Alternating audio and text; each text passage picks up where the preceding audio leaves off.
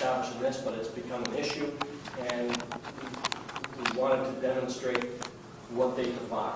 Zooming out from just the ag mitigation at the local level, what do these businesses provide to the land ownership, forest land ownership of the state? Also, you'll find in the appendix, Representative LeFay, you asked last time about some of the trends in sawmills in the state of Vermont. We've put together a brief comparison of sawmills in the surrounding states, other facilities that add value to forest products. Noted some trends in the state of Vermont. We've lost over 100 sawmills in Vermont in the last 50 years, and we've also, in that time, we've begun exporting a lot of logs at Table 3. You'll see the spread between imports and exports. Vermont, at times in this chart, you can see there were times when Vermont was a net importer of saw logs, and now we're a very large exporter. And there are times when that gap between imports and exports has been the same as it is now, but with the continued loss of mills and foreign trends, we see that trend expanding. We see that gap. A lot of indications that that's going to continue. So we're losing opportunity to add value to our products here. Do we sometimes import our own logs, our own milled lumber? Export logs, get it milled in Canada, and then, yes, and then import them? Yes. We'd kind of like to start reversing that. We'll always be happy to export, but we want to increase our capacity. That's kind of where this is going. Given the threats from fragmentation, working with forests is one strategy to keep forest. Given the collapse, the contraction in the marketplace, particularly with the low-grade pulp mills in Maine, saying no more Vermont, we don't want your wood anymore, essentially, and going somewhere else. We need to rebuild the forest economy here and use Vermont wood here. We need facilities that can help do that for all these reasons. And we've noted there are many challenges to facilities. This is one area where we feel like with some creativity, with some understanding of changed context from 50 years ago, that we want to see more facilities here. We want to process our wood here, add the value here, keep the jobs here, and in so doing, keep forests forest. We want to do that responsibly. We feel like Act 250 plays an important role in this, and there are areas that have been identified that perhaps we can make some changes. Flexibility in general, to consider the nature, the fundamental nature of how wood works, how it comes from the woods, and how it turns into this furniture. We want to do that here. We're really good at it, and we've just identified a couple places where it's a little sticky, and people are moving away and not expanding, and we want to do the opposite. We want to rebuild a local forest economy here. We see some opportunities in Act 250. That's the whole thing. Thank you. I had a question about this. In Vermont, we can call it a reload station, where all manufactured lumber is coming in from Canada, and then basically distributed by trucks through New England. But as I understand it, that lumber, the logs are not there to get processed and made into the forest. Basically coming from, not only Vermont, but within the state now, but now it's going, it goes up to get processed, and it comes back to get distributed. And I understand there was some sort of tax break. I'm wondering if that's state or federal, or is it because of the use of trucks? Or I have no idea how it works. I don't know how they make money. I don't know what the catch is. I don't know if you're familiar with The it. production costs north of the border are generally way lower for a lot of reasons. And I think that's the starting point for the competitive disadvantage. And our lack of capacity here to process it here. And then, the fact is, it's important that for landowners, they still can sell that material, but just rather they sold it in Vermont and processed it in Vermont. It is complicated. All of these things are very big. I think we've reasonably identified some areas where some small tweaks with a general lens of, like, can we be more nimble and reflect the realities given changing weather patterns, and we need to be responsible in working in the woods and the trucking. It's weather dependent. And the way it works now, it doesn't allow for that kind of variability. And so we're looking for ways to allow it so that we can do all the other things we need to do to keep the culture and the economy of local, intelligent working forests working for all the benefits they provide. Thank you. You guys want to go like change your coats and come back? Put on a bike helmet or Yeah. something? Yes, so we'll just roll in here. Sam will step away, and I think you have Greg Vogel is listed. Welcome We to have Sam listed too, that's why I... Right, well, Sam's really focused on the forest stuff, as you can tell, and that's great, and we're appreciative of that. But I've given him a pass on the trail stuff. But I think I do have City Parks Director Craig Whipple and Director of Lands Administration and Recreation Becca Washburn from FDR, both of them in the back, and who have been working with us on this. And I want to introduce them because we may rely on them for some Can we recommit to the next? Sorry. People are having a hard time back hearing. Sorry. So here again, we've provided a written memo on the subject, which is basically a follow-up to the report that we submitted earlier, that we being myself, Commissioner, and Chair Diane Skellin from the Natural Resources Board. In Act 194, we were charged with forming a working group to consider Act 250 and recreational trails in the state, and how they're considered, and to consider strengths and challenges, opportunities, and to look at alternative structures for regulating recreational trails. We formed that working committee. That was the NRB and our staff. We conducted a survey of stakeholders, conservation groups, trail groups, etc. And then we submitted a report to you detailing what we heard from those groups relative to trails in Act 250.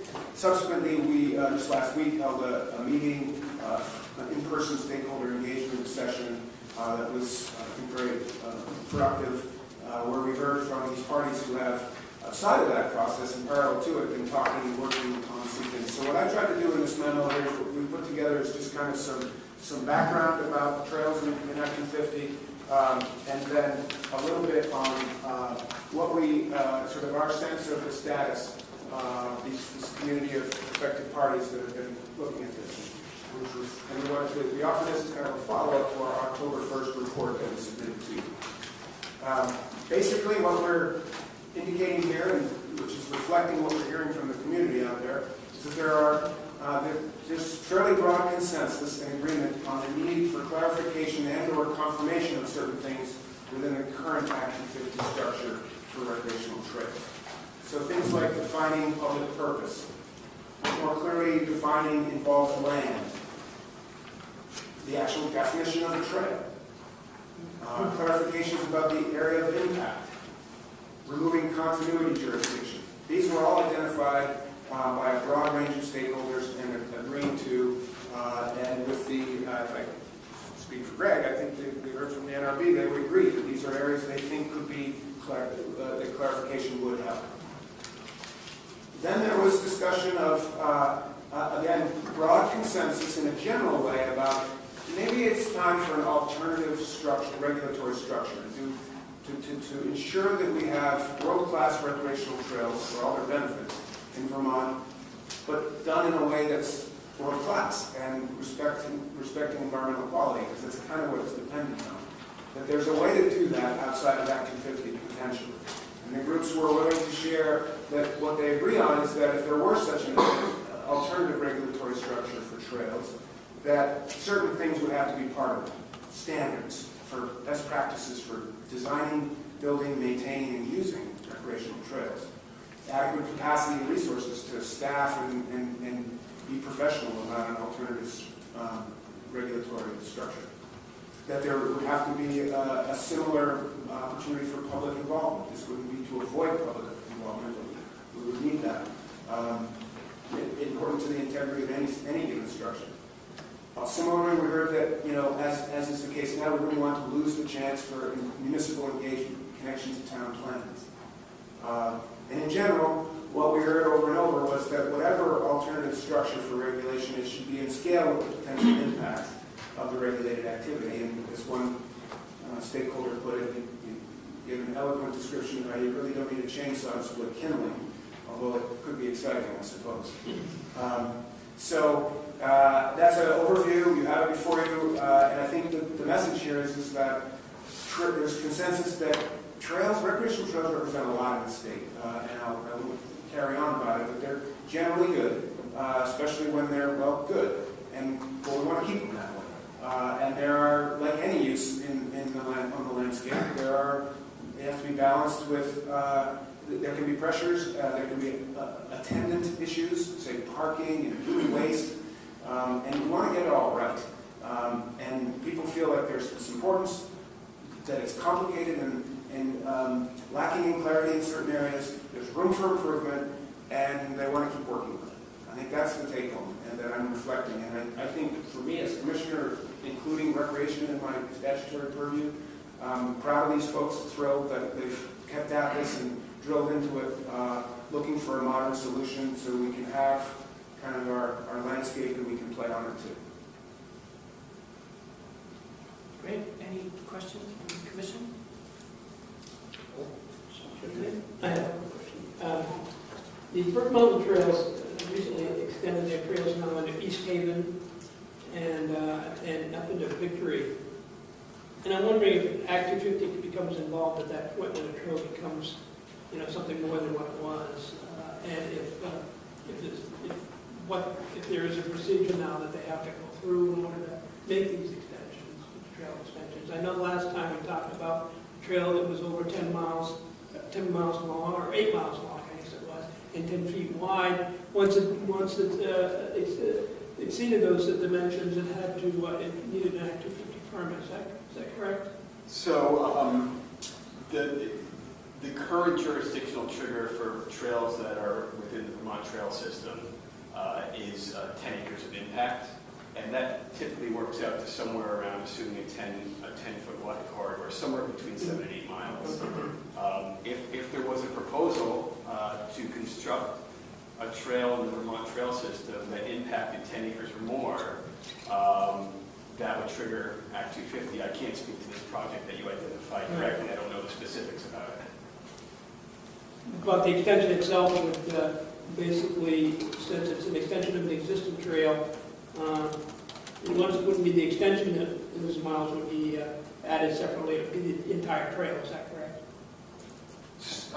Since we're adding in the trail. So you're asking, would the jurisdiction go backwards and gravel was already existing? Yeah. I think that's one area that can use a little bit of clarification. I think generally speaking that the answer would be no. If it was found that there were trails that had been built that would have otherwise triggered Act 250 on its own, then likely speaking those trails are already jurisdictional. And maybe they don't have a permit, but they may already be jurisdictional and should require a permit. But I think that the question you're asking is whether or not a trail that meets the criteria for jurisdiction, which is 10 acres of impact or more, that would need a permit, and unless it was considered as, unless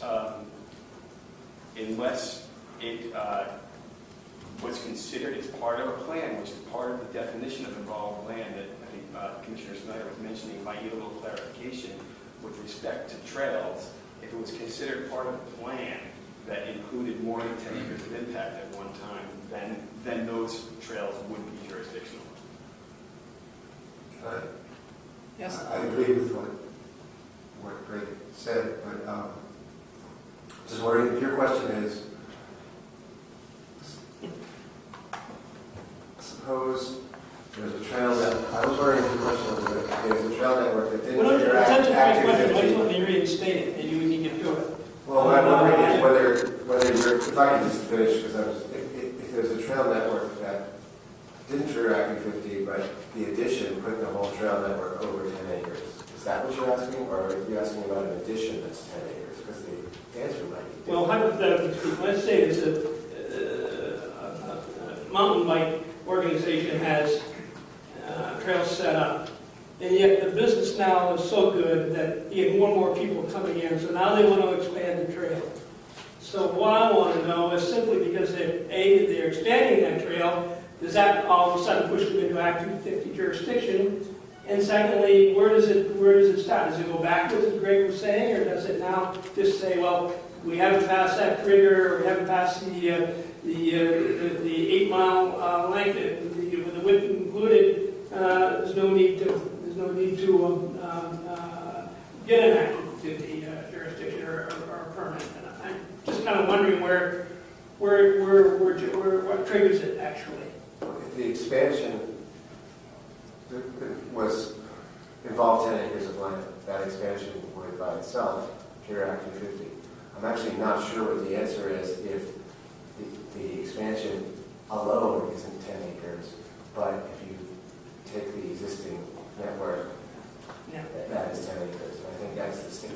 That's exactly right. That's the sticking point there. And we, I think, collectively think that there can be a little bit more guidance with respect to that issue.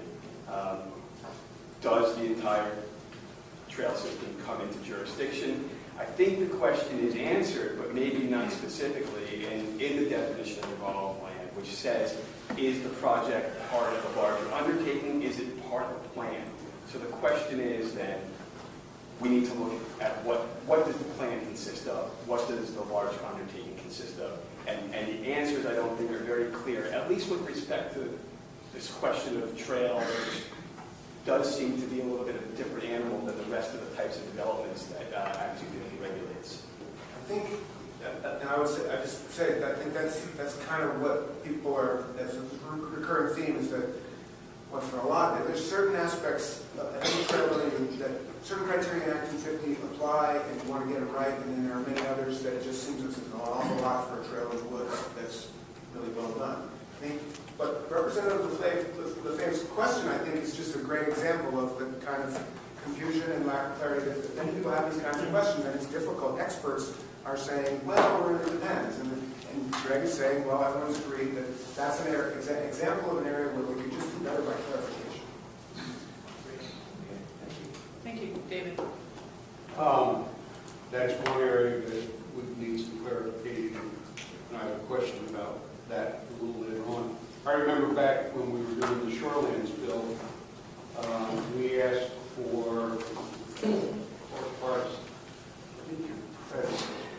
I was here then. Yeah. Give us a definition of a trail, because we wanted to allow for development of appropriate trails down to the lake shore from a cottage. What we got were 4 different manuals. Right. U.S. Forest Service, Forest Service, Interior. Green Mountain Club, AT, you know, just Sure. whatever. Which is the second element I'm going to put in this bucket of the question I'm going to ask. You have several suggestions here, none of which are specific, none of which would answer the question of what is a trail, and you're recommending that we define trail, we're recommending that we define what triggers jurisdiction with an add-on to a trail, and a few other things. What I don't hear in your presentation is who's supposed to do that. Obviously, this commission is not going to come up with a definition for a trail that we've been waiting 5 years for the state to come up with. We're not going to come up with a jurisdictional thing between now and December 15th when our report is done. Who or what group, or, I mean, do you see a study group? Do you see the Natural Resources Board? Do you see this trails group that you convened? I mean, who's going to do this? You know, the old, who's going to put the bell on the cat? I hear you. I appreciate that. I would have preferred to come here today on November 8th and let's spell it all out and say everybody's agreed to everything and we've got it all worked out. I'm not able to do that. And, All I'm asking, right, I'm good. Give us some So my sense is, idea of who is actually going to do this. And Right. what you suggest actually do this. what I've seen from the affected parties, and it's broad, it's trail groups, member-based organizations, the volunteer groups that build and maintain so many of the trails, it's the conservation groups, a wide range of them, and it's some others that, you know, it's the backcountry hunters and anglers, you know, it's a wide community, and I think my view is we should rely on them. They're the ones using it, they have a lot of stake in getting it right, they're committed to it. I think there's a role for us at FPR to help and convene, but I think that's what I'm sensing is that no one's ready to say, here's the answer. It's massive progress to have everyone saying, we agree on these are the issues. That's actually really a lot of progress, and we should seize that. And I think fairly, we're looking at you know, I hate to say it, but a charge for a further kind of, let's get the final details worked out and bring those forward. I don't think, I want to be clear, I don't think anyone's saying it's on this panel to figure that out. But I think we would like to see, wherever needed, legislative action, and we're going to have to build that to make it happen.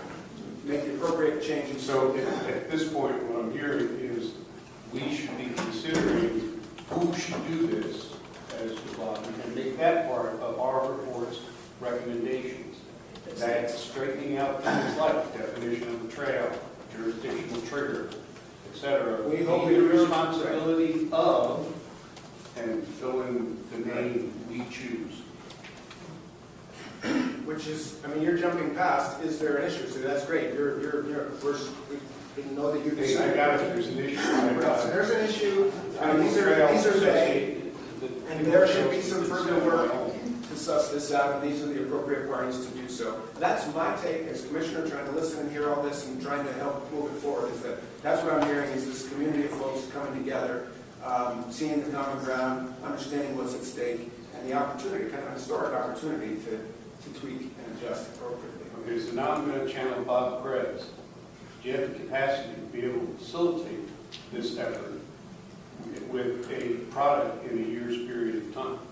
I think we do. We'd like to. You know, admittedly, that's a stretch, and we have a lot to do.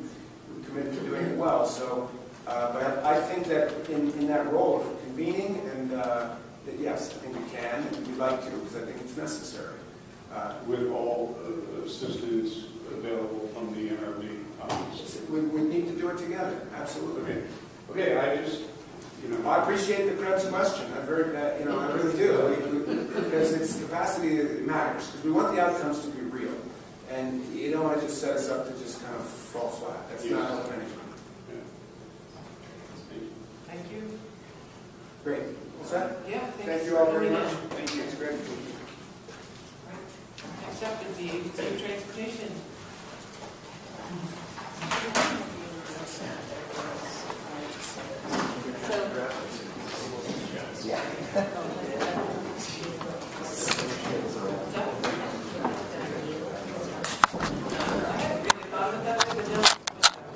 Then the agency would also be involved in that, as well as resource entities that, for impacted resources, the studies would have to look at what are all the environmental constraints we'd be up against.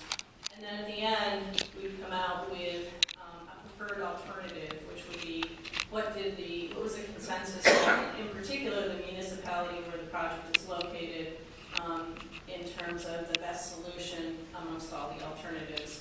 And then that would be shared with the agency. If the agency then moved forward with developing that project, we here at the agency, would have an internal process for, or it's not internal, but it's a procedure for further scoping the project to delve more deeply into the environmental impacts, the public engagement, etc. Because sometimes there's a lag of time between when you do a scoping project at the regional level or local level and when the agency can take it up and fit it in the budget. And so that process would kind of be, I wouldn't say completely redundant, but covers a lot of the same ground that would have happened at the prior period of time, just to make sure no conditions have changed, no resources have changed, etc. And how are you getting the public? So, how am I getting to that meeting for finding out about that? So we put out public notices, we post on Front Porch Forum, we send out press releases, we work with our regional planning commissions to note they have laundry lists of interested parties, we have environmental constituent lists, we sometimes, depending on the project, will involve the NRC or others. So there's there's a website where it's posted, notices driving people to the website, there's public forums, so there's a whole host, and we work with who we know will be interested constituencies. If it involves a bike ped project, say in Chittenden County, we might get Local Motion, the regional bike ped facilitation group, to come out and bring their constituents with them. So there's a lot of ways, and then as the project progresses down the road, there's more. I've got that. under the federal approved list, environmental justice? Because part of my questioning is that transportation projects have a tendency to divide, right? Because they're a hard barrier. Right. And I'm curious if environmental justice gives the neighborhoods the same way that a 250 hearing might give the neighborhoods access to a decision that the agency might make. Yes, so we take the environmental justice element very seriously, and it's part of the requirements we have under the National Environmental Policy Act. And so we have mechanisms to make sure that we are engaging the direct communities being impacted, and also where we might have communities where it would be more difficult for them to sort of access the participation in the process through typical means. We make sure that we go to them. So I think we have interpretive services that we provide. If we have communities that may not be English speaking, we basically will, if we have a group of people that are going to be affected that would not normally be coming out to a public meeting, we might go to them to have a focus group to talk about what the issues are that are going to impact them. Ken mentioned that whole Brattleboro Bridge project, where we engaged a significant planning process just to sort of better understand how do you want these bridges to look and what color should they be. And, you know, it's just like we And the community got it right. and the community did a great job, and it was wonderful to, like, the time out we took to make sure we got that right was really important. So, I don't know, Ken, if you want to talk about other times you've been in these I processes. think the chair is chafing here. I would prefer her not to chafe. Thank you. Thank you. Now we're going to have some citizen input. Yay.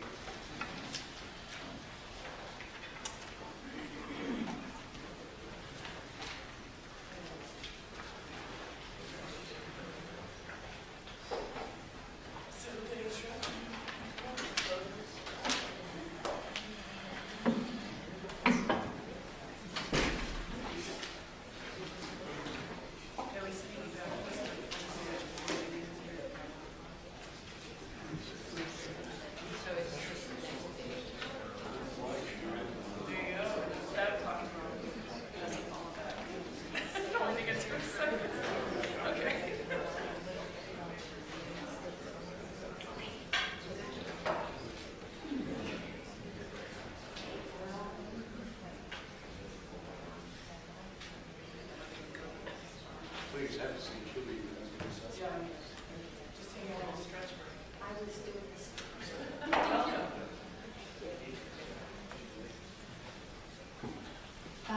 My name's Renee Carpenter, and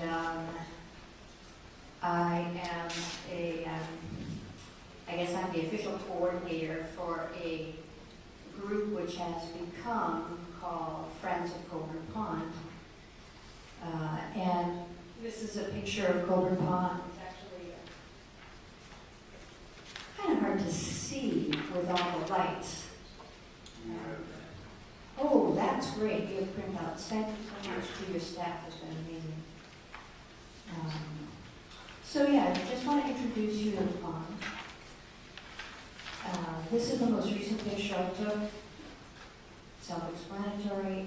I actually followed 3 Goddard students in. They didn't want their pictures taken, so I took the picture before they jumped in.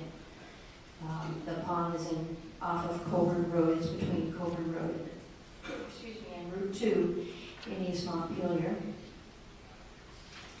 And it was formed, it's a 6-acre sand and gravel bottom quarry pond. It's a contained swimming pool formed by excavation into the aquifer.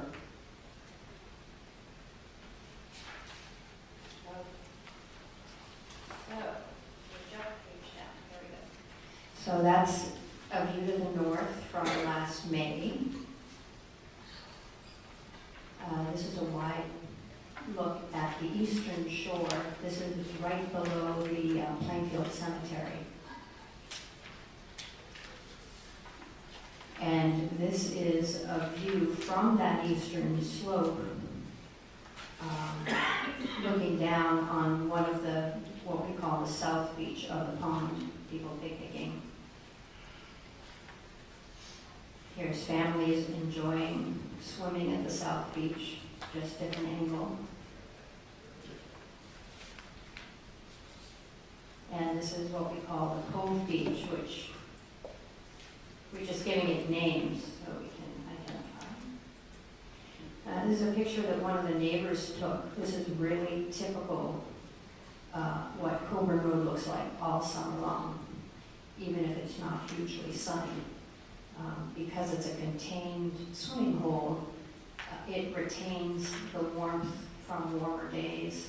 It's the earliest place people can swim in the spring, and I've heard from some people that they swim into October and November and December. Great, but this is what I hear. So needless to say, I got involved because this pond is very important to the community. Through the Act 250 process, I learned that it has been a swimming hole, a community resource for generations, for many decades. And it's, at the time, the town plan identified it at least 25 times as a swimming hole, community resource used for swimming and fishing. I got involved because my 5 children and I used it. We live sort of around a long country corner from that pond, and we swam there frequently. The other reason why I gained Act 250 party status was because I can put a kayak into below my house into the Kingsbury branch, right below Kingsbury Hydro, and you can paddle down the Winooski, the Kingsbury to the Winooski, and pull up and then go swimming. So it's an amazing experience. And needless to say, I apologize, I'm a little bit nervous here. And I am here explicitly because somebody noticed that V-Trans was testifying that Act 250 should not have oversight to federally funded highway projects. This is the other part of the federally funded highway project that V-Trans just described as Route 2 Cabot-Danville. Route 2 Cabot-Danville, I learned, and I'm going to try and stay on my script so I stay within my 15 minutes, but I got involved in the summer of 2005. I was not the first organizer. Somebody else had organized about 250 signatures to bring to this second hearing for the town of East Montpelier DRB, saying you can't fill our swimming hole in. This is our swimming hole. The original proposal, as V-Trans said, it actually was for 4 highway segments, was to fill in the pond and turn it into part of their constructed wetlands to mitigate for those 4 highway segments.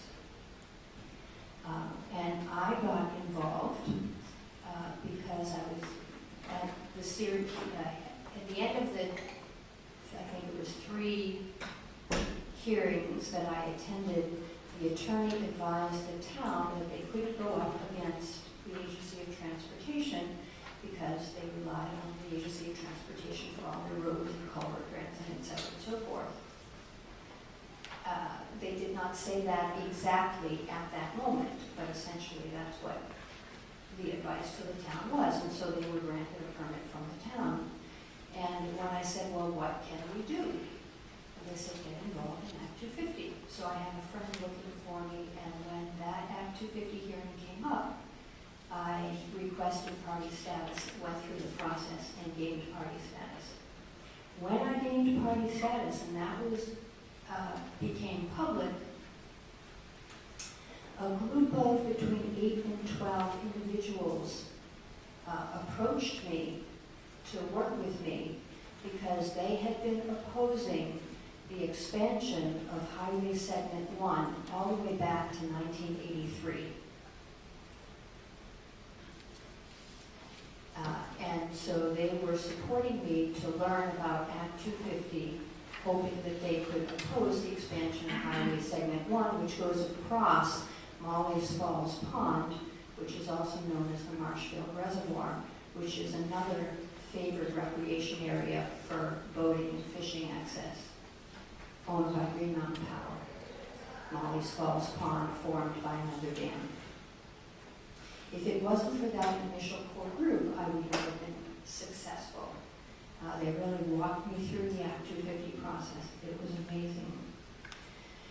Plus I had other pro bono professional help, and so you can tell I'm a citizen sitting here, I'm a little nervous, I don't do this all the time. The group of V-Trans folks that you saw here, multiply that by 3 and 4, and that's what we faced at every Act 250 hearing. Before I go into that particular part of my notes, though, I just want to point out a couple of things I also learned. At the beginning of the initial research I did with one of my key core witnesses and assistants, we went through the public V-Trans documents pertaining to this project, and we discovered in meeting memo highlight notes going all the way back to the 90s that V-Trans knew of existing use of the swimming hole that we call Coburn Pond. Consistently throughout those documents, somebody would say, but don't they swim there? And somebody else would say, oh, don't worry about it.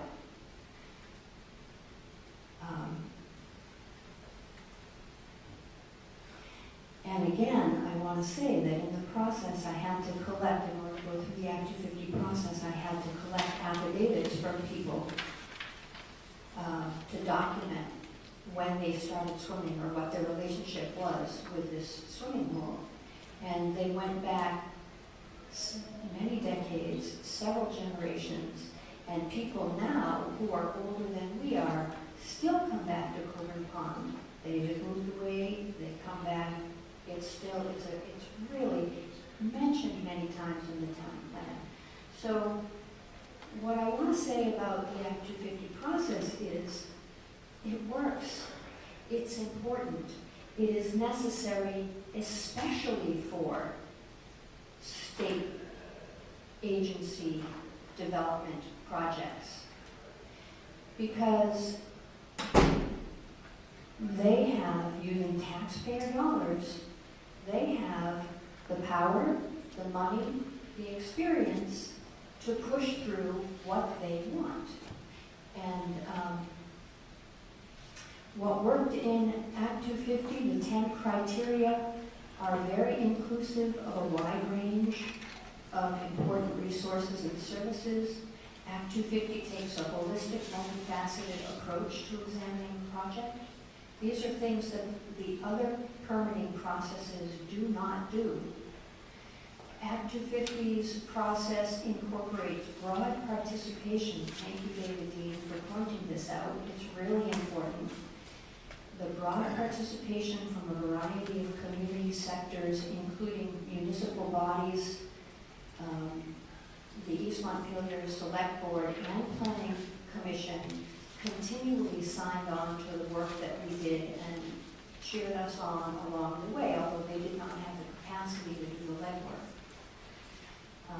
And an aside that's not in my notes, we are waiting to finish all of the construction monitoring period and enforcement so that the town can take title of the land and we can protect the swimming hole in perpetuity.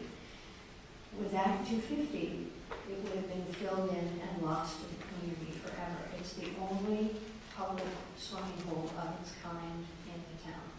And it's used by, I forget the numbers now, that we gathered from Barry and Montpelier to Cabot, something like 5,000 or 6,000 or 7,000 people of the, is the population of the peak area that uses that pond. The other important aspect of Act 250 and their process is, in addition to giving citizens access as parties, with the ability to rebut other permits. the Agency of Natural Resources, in their conditional use determination, said that swimming was not an existing use. That's why we had to document that swimming was an existing use. And so we were up against, I heard another official using the term, which I'm forgetting right now, that gives prerogative to state agencies. We were up against all of those prerogatives, and yet we were able to rebut the conditional use determination. And then finally, what I discovered through this process is that the role of the District Environmental Commission administrator was very neutral and yet very supportive and helpful, not just to me and the people working with me, but also with the Agency of Transportation and the Agency of Natural Resources. And to have a neutral party who's being helpful to everyone involved, including through all of the hearing processes. It was just a remarkable experience in democracy. I mean, really, Act 250 is an enlivened process of democracy being put to good use. So,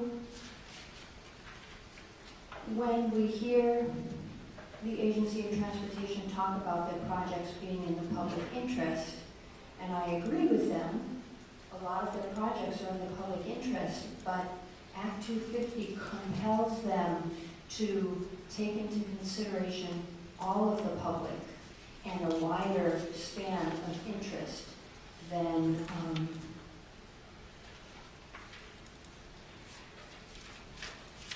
there's a term.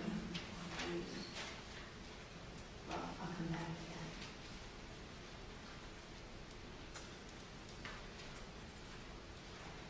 Single occupancy vehicles, that's the term I wanted. The expansion was particularly to allow single occupancy vehicles to go faster and to pass each other where the highways were narrower. And in Highway Segment 1, which was, what happened was the permit was denied because we won our Act 250 case. They appealed it.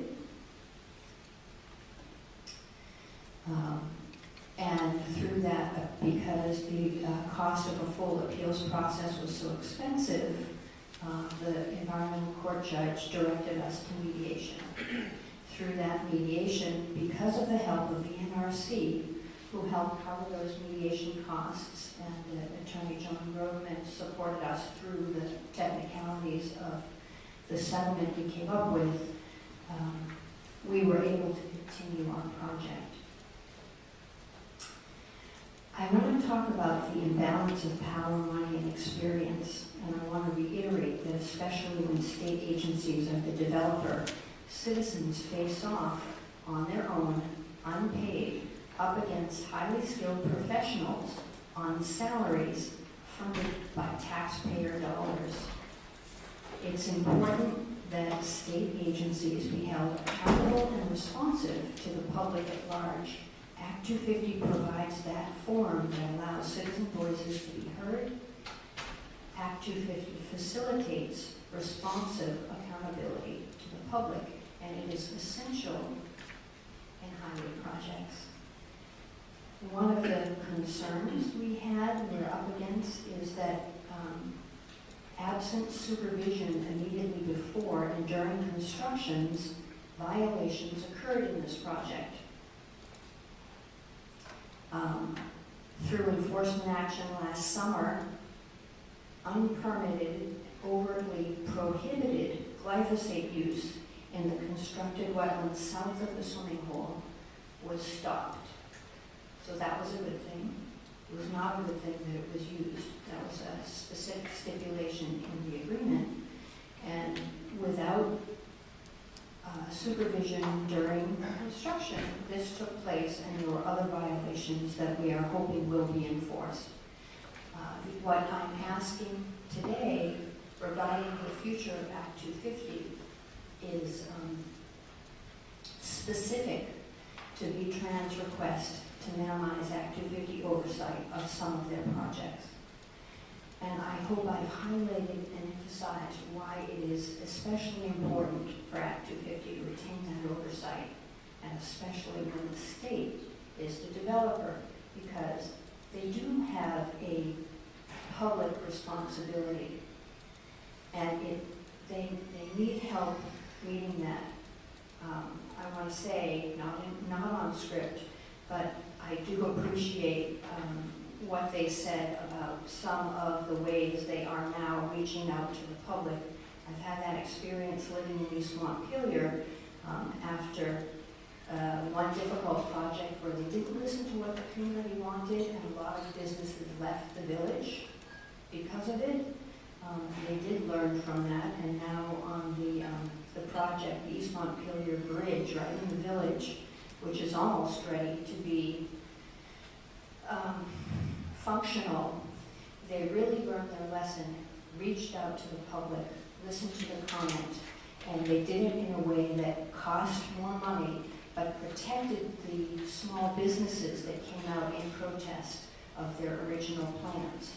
So I want to be respectful and say, yes, it does sometimes take more money to reach out to the public and to hear what everybody's needs are. And when they're responsive to those needs, it works well for everyone, even if it costs a little bit more. We need to, But I'll wrap up with my requests. Thank you. So what I'm requesting is that the future of Act 250 Commission retain the aspects of Act 250 that helped us to protect the important resource that is Coburn Pond as a well-loved, naturalizing swimming hole and recreation area for central Vermont, and to consider some of the obstacles we surpassed. Act 250 needs to retain jurisdiction over highway projects, that Act 250 retain at least current accessibility to citizen participation and consider possible ways to improve the process for gaining party status access for citizen and community groups, including wider notification. And great that V-Trans mentioned Front Porch Forum, because I was going to say the same thing too. That didn't exist earlier. Also, that Act 250 retain its jurisdiction over resources even when covered by other permits and agencies. I'm also requesting that the Commission explore the possibility of additional staff and or funding that allows some nonpartisan group to monitor the implementation of permit conditions through construction and then better follow through with the enforcement of violations. I don't have any recommendations, but it just seems to me that when you have a state board overseeing state agencies, there's apt to be conflict of interest. And so maybe there's something that this commission can explore about a different way to assure that permits are,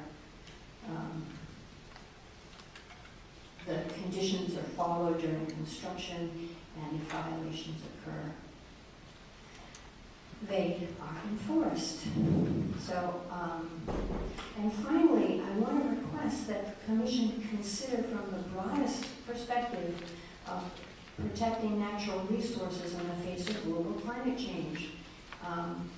With regard to the expansion of highway for single ownership, single occupancy vehicles, I'm glad to hear V-Trans talking about public transportation, trains, trails, etc., and so forth. And I hope the Commission looks into the projects that V-Trans thought that the community was being obstructionist. We're not being obstructionist. We are trying to do our civic duty to protect the natural resources and public use in our communities. And so I think we're going to see, we really need to move over. right. Well, that's what I had to say. So thank you very much. All right, any questions? For your time. Thank you so much for coming. Thank you.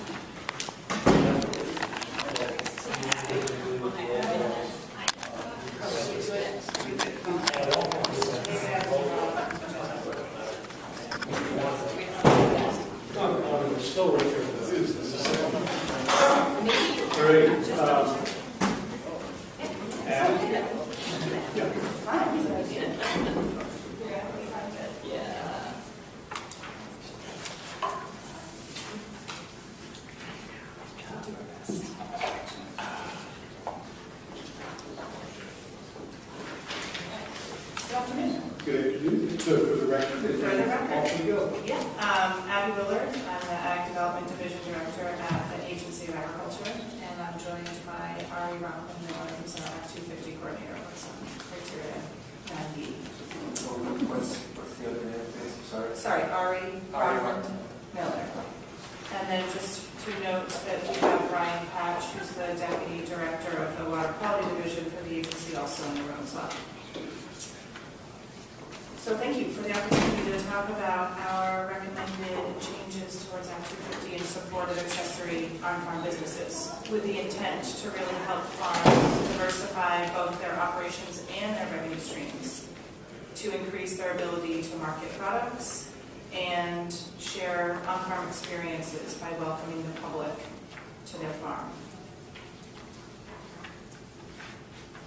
So this is sort of the nuts and bolts of the proposal. We've been in communications with the Natural Resources Board and have their general support for the concept, with the desire that we work out some of the specific details over time. The concept is to really ensure and encourage an economic development of the rural landscape by supporting on-farm accessory activities on farms that generate an additional income for farms and create important connections of consumers to our working landscape. So the relief of an Act 250 permit or an amendment that meets the following conditions, where the activity is primarily located and dedicated to farming, the activities remain subordinate or accessory to the on-farm business, and that there's some limit to the proposed disturbance area, are designed to balance both the economics with environmental protection, as well as support the viability of ag and food businesses as stewards of our open ag land.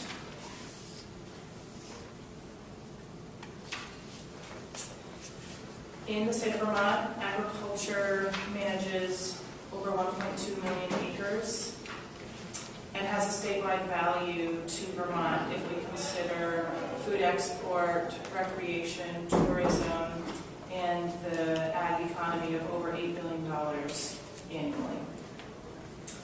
But maintaining that Vermont iconic landscape that we're also appreciative of is not possible by only protecting natural resources, but really requires policies that support farm viability and resiliency, which these days in agriculture looks like value-added production and more diversified operations.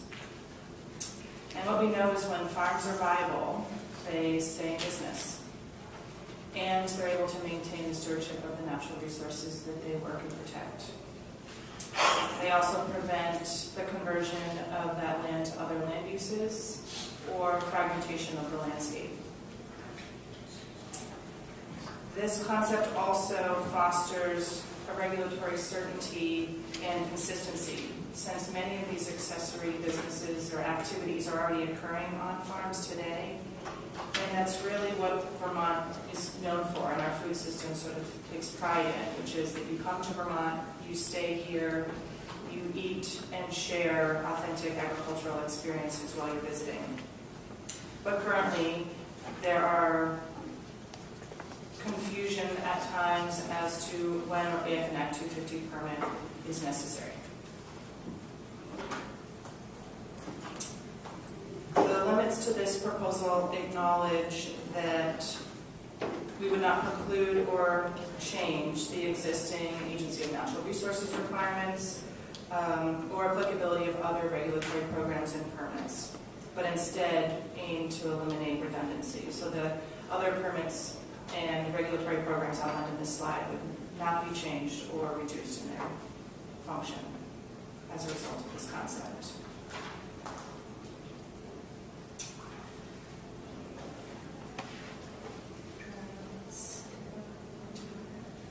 Yeah. Okay. So, what's that? He's wondering if it's out of focus. Want you to try? Yeah.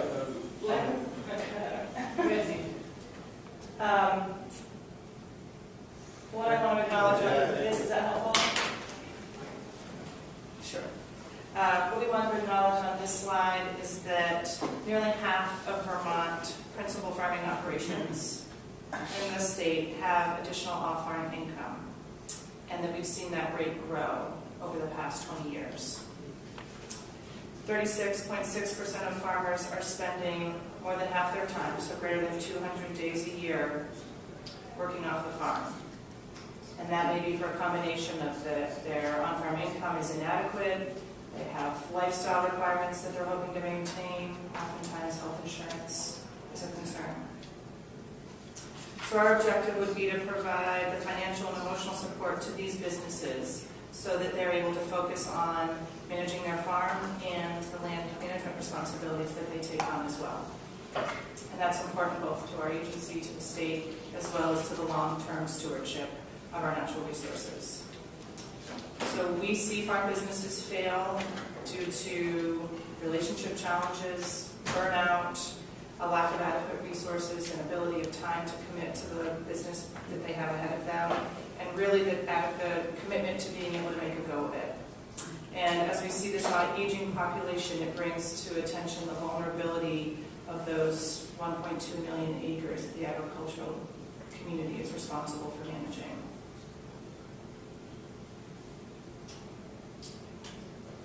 So here are a few examples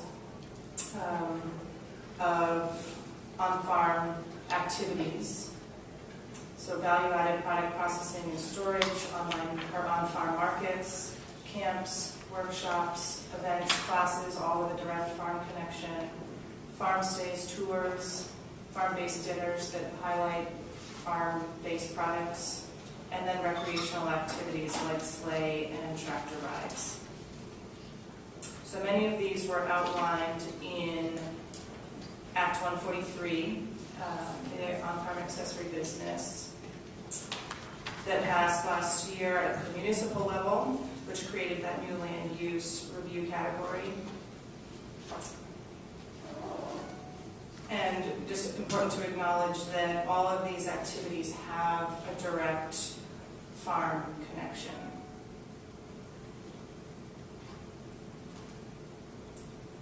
Here are some current definitions that would also likely apply to this concept. So the definition of farming, which is currently exempt under Act 250, where many of the accessory activities on farms would pertain to that highlighted section of on-site storage, preparation and sale, agricultural products principally produced on the farm.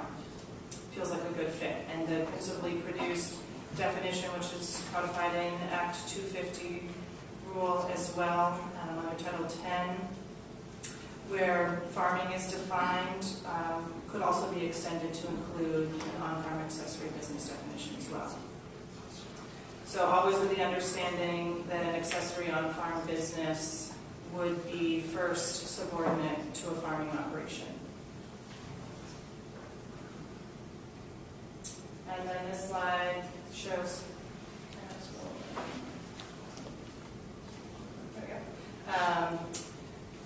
the definitions from Act 143 pertaining to an accessory on-farm business. The concept, at least at this moment in time, is that we would use that same definition as an on-farm accessory business as well as principally produced. And that's where it gets into that more than 50% of the sales are from products that are principally produced on farm. And then the definition of principally produced, that means that 50% of the ingredients by weight or volume are either prepared, stored, or sold at the farm or grown on that farm. So what we thought we would do is sort of share a few examples of how this actually plays out in the landscape and what this actually looks like to have accessory on-farm activities across the state. So here's a list of some of the businesses you can see located across the state, variety of activities.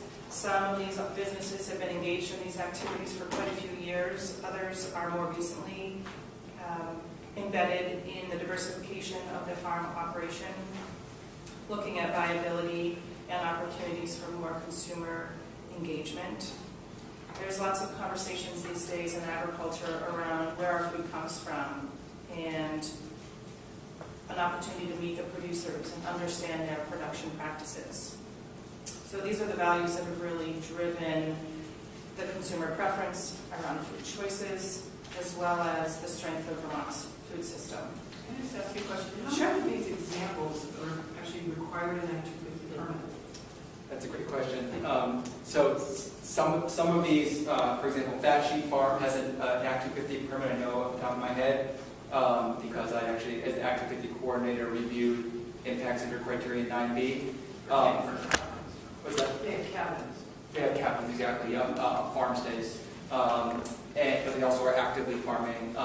Some of these may not have Act 250 permits. Some of these are sort of on the line where a jurisdictional opinion could be needed to clarify, and that's another benefit of this proposal, is to provide more regulatory certainty around where these fall as to jurisdiction when a farm, primarily farming, gets into a few activities that are accessory. That's one of them. So that's one example. The others, I have to look up their current permitting status. Some of these do not have permits, or Act 250 permits, I should say. They all have permits in some capacity. Yeah, thank you. So here's an example of Green Mountain Girls Farm in Northfield. Mari and Laura moved here probably 10 years ago from New York City to start a farm. The motto on their farm is to eat, to stay, and to farm. They have a variety of livestock in their business model, vegetable production, they do farm stays, they manage events. They have a diverse farm stand with value-added products as well as products from other farms that customers could be community members or farm stay guests. This is a set of photos from Vermont Farm, which is a 1,400 cow dairy farm in East Montpelier. They manage over 3,600 acres between East Montpelier and their second farm now in Craftsbury. Third generation farm that now Clara Arab is in the upper right-hand corner. Clara has started a Life on the Farm camp for youth between the ages of 6 and 12, where they come to the farm over the summer, do chores, experience outdoor adventures, they adopt a calf for the week that they care for, and then they taste and make a variety of dairy products over their week there. The last example that I'll share, and then hand it over to Ari, is Shelburne Orchards, obviously in Shelburne, managed by Nick Coles, where they have a substantial pick-your-own apple business. They offer hay rides to guests. They make and serve cider, and now they have a new apple brandy tasting room. They host apple and hard cider weekends, where they have guests come to taste and purchase product and eat donuts as well. So that's just a shot of their farm stand and headquarters there. All right, Ari. Thank you. So this here is Adams Berry Farm, and another example of a farm that has, in Charlotte, that has diversified a little bit. They primarily do berries, but there have been bad seasons for berries. I think this year they had some lower yields in certain crops, and they have been making popsicles, sorbets, jams, and chutneys, and doing occasional events like story time for children or yoga on the farm, as a way to both build community and also supplement some of their income to foster resiliency. Another example, Liberty Hill Orchards has grown and some activities that expose children to farming. And then Fat Sheep Farming Cabin, which I mentioned. I did a site visit out here and talked with the landowner. They went through the Act 250 permitting process. They set aside an area for on-site mitigation.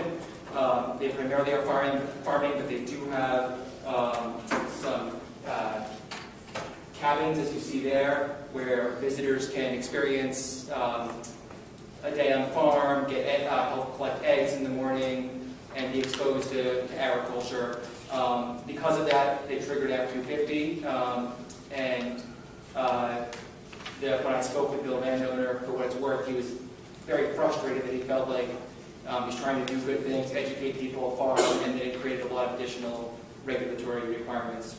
Although I acknowledge, obviously, all the good things about on-site mitigation as well, in many contexts, but perhaps not the most appropriate in this case, where farming was the primary enterprise. So with this proposal, the role of the agency, it sort of complements Act 143. It's different in that we're looking at Act 250, but the role of the agency is analogous to the existing role in the context of accessory on-farm businesses. The agency continues to protect water quality through the required agricultural practices, provide notification and training to farmers, and alert farms that in order to operate an accessory on-farm business, other state permits may be necessary, and they can contact the state permitting specialist or district coordinator. Likewise, for farm operators, we'll still have, they have quite a few responsibilities themselves to present the evidence that something is an accessory on-farm business. They may need to seek jurisdictional opinions in this context, and to meet the requirements of what is an accessory on-farm business as already defined in the law, which are outlined there in that bullet list.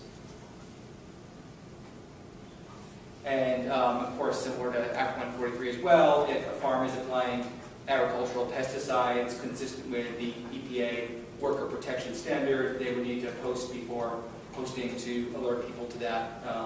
So standard practice already. And lastly, this the implications for farm stands and CSAs. So already under the definition of farming, you can have a farm stand, but there's the principally produced language. Here, on-farm farm stands and CSAs can sell qualifying products in the context of Act 143 that are not produced on their farm, so long as more than 50% of what is sold there is principally produced. But here, in the context of this proposal, no Act 250 permit amendment or permit would be required, assuming they met those thresholds as to the quantity of principally produced products in the farm stand. And this would not change any existing raw, milk, or on-farm poultry slaughter rules as administered by the Agency of Agriculture Food and Environment. And just a reminder of the iconic landscape that we're here trying to conserve and is working for. Thank you. Thank you. Question? Where do we draw the line? This is what you talk about all the time. Yeah. Let me sum up for me. We have an agricultural exemption, but it doesn't apply to activities that are not agricultural. We've had it where a farmer will claim it because it's done on the farm. But it is agriculture. It's part of the economy of the farm. A gravel pit, is a gravel pit subject to Act 250? They are subject to Act 250. I mean, I would defer to Greg there, but it's certain that there are many gravel pits permitted by Act 250. Here, we would not be proposing any change to an on-farm gravel pit would not be considered an accessory on-farm business in this context. Okay, what about a mud bog? A mud bog? A mud bog. Guys have their Jeeps that compete. Oh, interesting. I hadn't thought about that one. I think that most of the proposals that we have put forth today have to have a nexus to farming. I'm not sure if a mud bog would meet that test. So, and it's a reasonable concern. We're working with the NRB to create guardrails for this proposal to ensure that it's not taken advantage of. These activities really are accessory to farming and have a direct connection to farming. Well, the argument that's made is that they may not be themselves agricultural, but they're part of the economy. They're part of the economic picture. Sure. Right.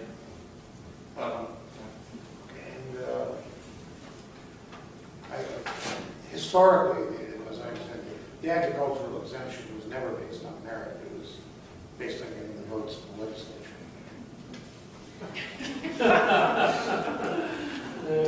Another question?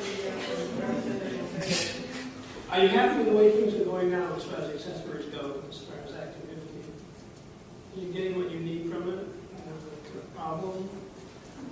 I mean, we've heard the concerns of some farmers and landowners who are getting involved in accessory businesses, that it creates uncertainty or requirements that they feel are not consistent with or too big for what they're trying to do, which is in many cases sort of modest, have some music on the farm or have a few products from other local farms in their farm stand aggregating CSAs. I think there are cases where there is concern that it is onerous for farmers. I think there are other cases where it does work.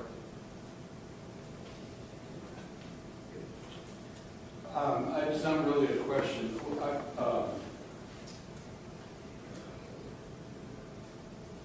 Without care, creating an exemption for what is clearly a commercial activity without guardrails, I'm glad you used that word. I'm going to be interested in seeing how thick and what material those guardrails can be. Is of concern, because I agree with the Senator that it's not an American exemption, and it never has been. It is one of the things that comes up constantly. It's one of the reasons it's on the list for this commission to reconsider whether that exemption is appropriate. Because a lot of traffic, a fair amount of noise, a lot of smell, things, and I'm not trying to be argumentative, but a lot of the things that with industry are specifically why 250s in place are exempt under agriculture. So extending this to what is now clearly a commercial activity is worth a lot of thought in order for me to make a recommendation to the legislature. Thank you. Thank you. Yes. Do you have data on how often farms want to do something other than farming and had to get Act 250 permits? How many of these permits are out there? How often is it? And how big is this issue? I think it's pretty big. I think more data is needed, and I'd be eager to work with NRP to sort of compile some of that data and get it back to you. I think it is a relatively big issue, both in terms of farms who already have Act 250 permits for these reasons, or in terms of some that may not have a permit but may potentially be near that boundary of where jurisdiction could attach to it. A lot of permits.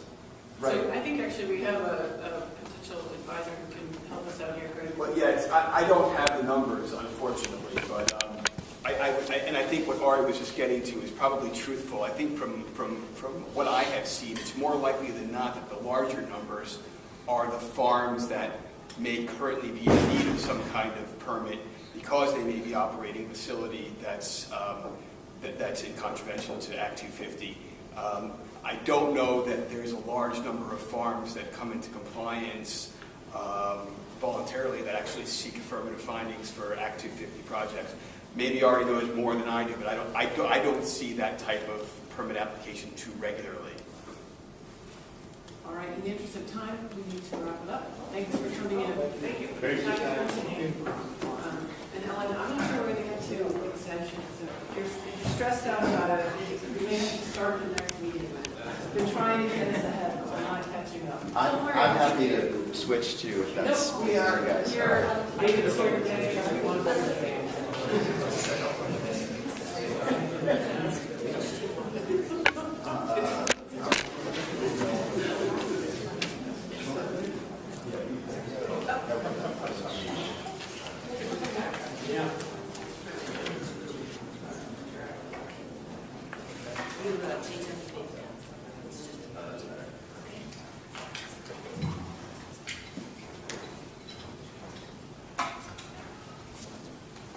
Good afternoon. You guys appreciate your endurance. I will be as quickly and I will go as quickly as possible. You have your full allowance, please. I'll try to be efficient. For the record, my name is Chris Cochran. I'm the Director of Community Planning and Revitalization, which is housed in the Agency of Commerce and Community Development and the Department of Housing and Community Development. Our division provides tools, training, grants, incentives to help local leaders plan and implement projects to support thriving, walkable communities. And I want to begin today with our often referenced state land use goal for settlement patterns because it guides my division's work and it complements the efforts to protect our Act 250's efforts to protect the environment. The question that I was asked to answer was kind of a brief overview of the designation programs. There are 5 designation programs that support the state land use goals by providing incentives, aligning policies, and giving communities the technical assistance needed to encourage new development and redevelopment in our compact walkable centers. 5 designations were created at different times and address a range of concerns from vacant and underused buildings within downtown or village center to housing to planning and managing for future growth. The approach has proven effective to strengthen communities, the Vermont brand, and our quality of life. The program's incentives benefit public and private sector activities within designated areas, including tax credits for historic building rehabilitations and for code improvements, funding for transportation-related public improvements, priority consideration for other state grant programs such as planning grants to assist communities in updating their plans and regulations, as well as permitting benefits for new housing. For example, the Act 250 exemption for priority housing projects has reduced the cost and encouraged more housing development within designated areas. And encouraging development in centers is not only more sustainable, but gives Vermonters more housing choices and transportation options. It allows people to live closer to their jobs, shops, and schools. It reduces our dependence on fossil fuels, and it protects clean air and water. And when Vermont's regulatory framework directs more development to a designated center, as was done here in the senior housing project in South Burlington,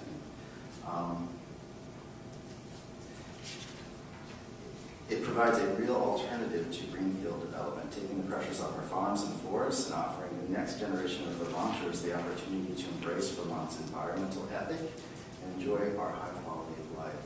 I think recognizing the environmental value of our walkable urban places and identifying the threats to rural Vermont and knowing which policy will have the most impact not only to climate change but to our future economy. The difference the designation programs have made in Vermont is significant, and it's especially noticeable to you when I travel to neighboring states in New York and New Hampshire, or neighboring communities in New York and New Hampshire. There we frequently see downtowns that are just vacant, there's not a lot of activity on Main Street. And this is a picture of St. Albans. I don't know if anybody's seen St. Albans recently. 10 years ago it was kind of vacant and abandoned, and with help from our program and also the community, they made a significant change. So if you haven't got a chance to see it, be sure to check it out. As John Adams noted in his presentation about land use trends, compact development leads to significant savings in capital costs and municipal services. It means less runoff because there's less impervious surface per person. It reduces vehicle miles traveled and greenhouse gases. It saves money because 52% of Vermont's total energy use comes from transportation. It helps get folks out of their cars. It gets more people walking and biking, which encourages healthy lifestyles. It also encourages community cohesion and connections and involvement that kind of makes Vermont special and unique that we don't see in many other parts of the state, and helps people like me get through our long winters.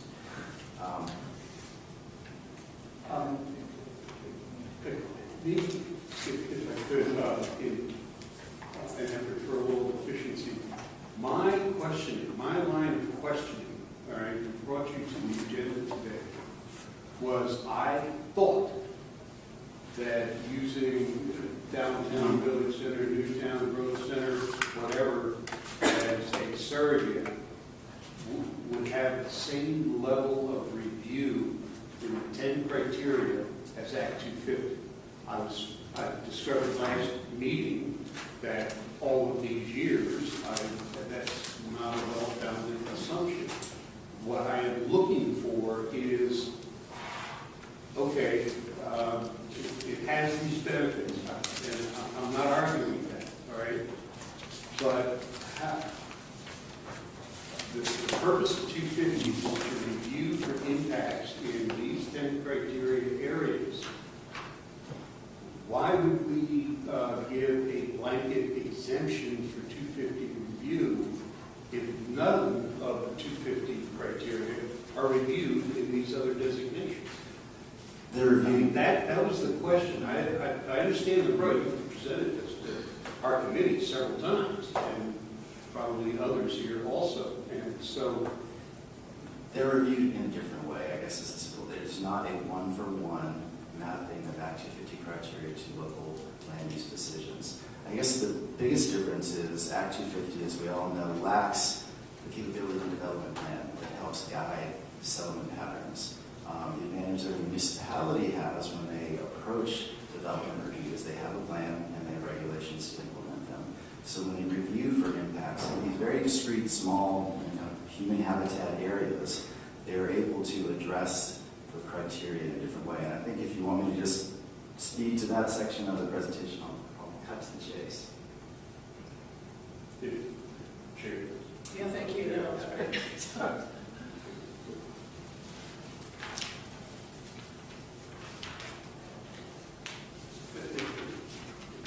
This is the post-printed material that ties any of these programs to 250.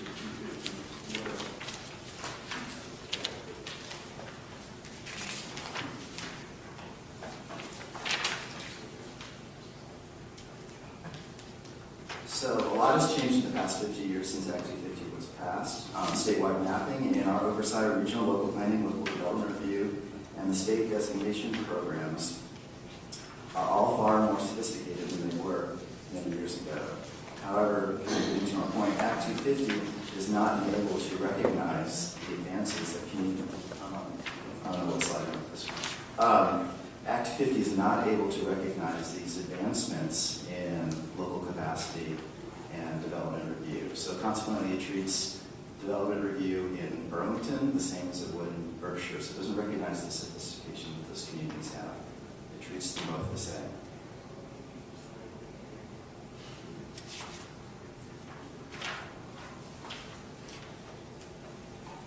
And I guess I can talk a little bit about this, but the point here is which area, a rural setting, or a highly urbanized area with not a lot of natural resource impacts would you like to see Act 250 do more, or what can they do more to protect? I would argue that in a rural setting where we're seeing fragmentation, and we're seeing loss of farmland, we're seeing loss of forest, to direct Act 250's resources and attention to these areas to protect them is more beneficial to our overall goal of state land use of compact centers surrounded by rural working lands than it is to review projects using the same criteria in centers.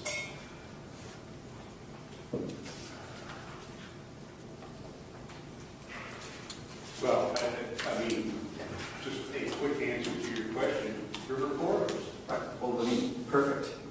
You set me up for my next point. So in our enhanced designation process, it doesn't treat Act 250 one for one. In addition to recognizing the general benefits of promoting compact development, we pay particular interest to issues like river corridors. So in our enhanced designation process, we would require the community townwide protect the river corridor. And this, for the longer term, has a greater benefit to the community and wildlife and to floodplain protection than they would have done otherwise. Communities are reluctant to step up and create river corridor protection areas. We believe incentivizing the release of jurisdiction in these very, very small, discrete areas to protect the larger area of the town upstream and downstream, along with tax credits to protect the existing buildings. It's unlikely they're going to move. I don't think we'll ever have the money to move them. So the best strategy is to protect river corridors upstream and downstream from development, protect the habitat area that they along the rivers, and improve the flood resilience or flood survivability of our existing buildings in our downtowns and village centers. The other Stormwater is the other. Well, the other thing, so stormwater is also, it's a statewide permit, but through bylaws, where Act 250 would review one or two projects maybe a year in one of these centers, you can say, we're going to review all projects for erosion impacts, and we're going to create a local higher standard. Same with historic preservation. We're going to provide adequate historic preservation review, and we're going to give them incentives to improve the buildings. So stormwater's on your enhanced list. Is that, how?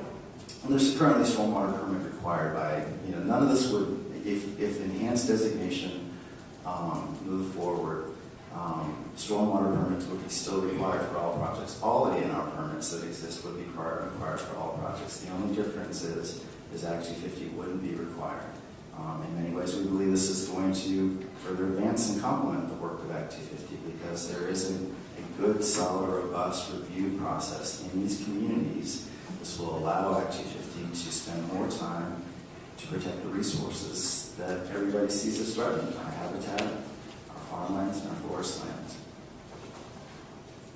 So it's not one for one, it is different. But again, these are very discrete areas, and communities will be asked to step up and make their processes more robust so we can ensure that they are being protected.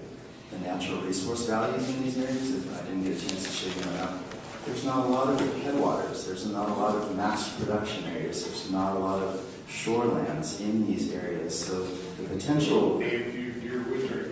Fair enough, but, I guess, we see a lot of bear and we see a lot of deer in town. Do you know why? Because their habitat's being eaten up outside, because the land use framework that we have allows this kind of low density sprawl to occur. We're encouraging this thing to happen. So the key here is to make it easier to develop in these areas where we know they're urbanized, where there's not a lot of resource impact, and make it harder to develop in areas where we'd like to protect. So this balanced approach, and this is what Brian Shoup was talking about, looking at location and using that to evaluate jurisdiction for Act 250 is the way to kind of crack the nut that we haven't been able to do. Act 250 wants to protect our settlement pattern, but we've seen as ineffective in doing that. Yeah, Aaron? I wanted to add something, a way into this that hasn't been covered, and it might take me a minute or two. Let's see where Chris is. I mean, I don't want to cut you off. No, I think You've been cut off. I've jumped all over, but I can give you an example of where communities can do a better job at design review and development review. This is everybody's favorite Dollar General store. This is in a rural setting. It was intentionally designed to be sub Act 250, and this is a Dollar General in a downtown area because of the requirements of the designation.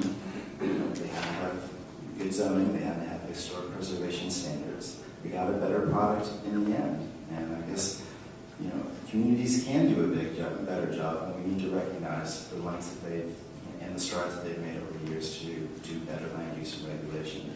I think Act 250 was created 50 years ago because there was a concern that communities weren't doing an adequate job. But it's never been couldn't.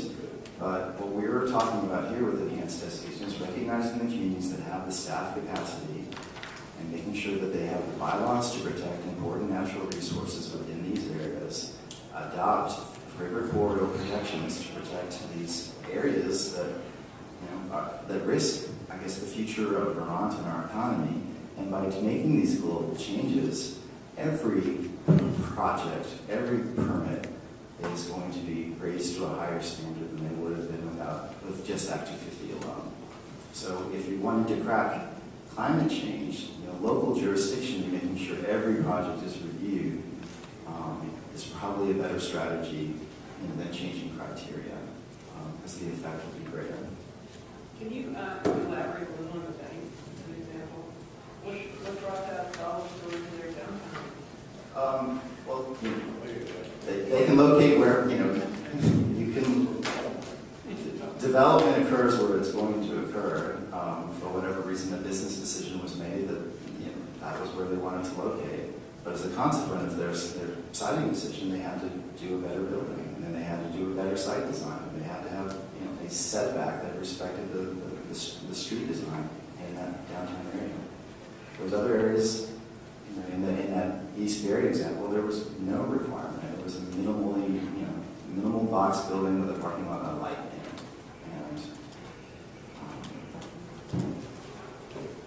Aaron, did you want to add? One thing that I think is somewhat responsive to Representative Dean is something that Chris just mentioned, which is the phrase important natural resources. In the designation chapter in the statutes, it's defined as headwaters, streams, shorelines, floodways, very irreplaceable natural areas, necessary wildlife habitat, wetlands, endangered species, productive forests, climax soils, all as defined in Act 250. Okay, so there's a direct interface between Act 250, some of the criteria of Act 250, and the designation chapter. 250. Right. Now, the next question, though, is how is that definition used? It is used in the growth center designation process. And the town is supposed to, it is reviewed by when the designation is made as to how well, for the presence of important natural resources in the growth center, and is told to avoid them as much as possible, and also to protect them outside of the growth center. That's part of the designation process for the growth center. This is a very broad overview. And that's one designation out of the 5. And the neighborhood planning areas also scoop up this definition. And I can show you an example of what we designate when we designate a neighborhood and navigation policies. Is that the chart that we have? Yeah, there's a picture of, here, this is the chart. So this is Manchester. The orange area, I'm sorry, but presumably orange, maybe red, is the center, the village center. The blue area is the neighborhood development area. This is kind of our most recent designation, and I would say our most sophisticated designation, because it looks at local bylaws. And this was done post-Irene, and we learned that it's not a good idea to develop within floodplains. So you'll see that area that's not blue, there's a water body running through there, so we excluded that area of the designation. So they do not get the benefits. Our proposed enhanced designation would take it one step further, because it would say nothing goes in the river corridor. You must adopt this high standard. Whereas it does allow infill within the center.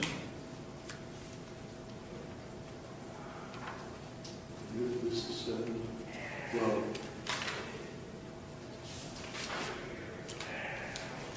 Just to, I wanted to add a note that what's being talked about is what happens at the state downtown board level when they're making a designation. And there has to be some sufficient incorporation of this into the bylaws. But the state board is not making a project-by-project determination about whether some criteria are met. It's looking at this at a broader designation and step back.